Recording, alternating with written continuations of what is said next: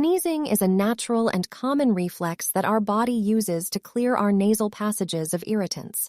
But did you know that sneezing can also be a fascinating and quirky topic?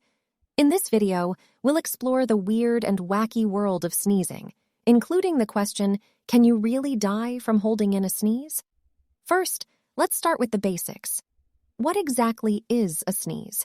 Well, a sneeze is a reflexive expulsion of air from the lungs through the nose and mouth. It's triggered by irritants like dust, pollen, or even strong smells. Sneezing is a way for our body to clear these irritants and protect our respiratory system. But what happens when you try to hold in a sneeze? You might think it's harmless, but it turns out that holding in a sneeze can actually be dangerous. When you hold in a sneeze, the pressure builds up in your nose and throat, and that pressure needs to be released. If it's not released, it can cause damage to your eardrums, sinuses, and even your blood vessels. In rare cases, holding in a sneeze can even be deadly. There have been a few reported cases of people who have died from holding in a sneeze. This might sound unbelievable, but it's true. When you hold in a sneeze, you're not just stopping air from coming out, you're also stopping air from going in.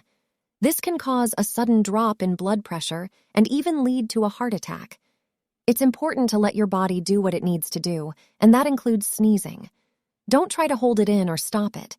Instead, cover your nose and mouth with a tissue or your elbow to prevent the spread of germs. So can you really die from holding in a sneeze? While it's rare, it is possible. So the next time you feel a sneeze coming on, just let it out. That's all for this video on the weird and wacky world of sneezing. Thanks for watching, and don't forget to subscribe for more fascinating content.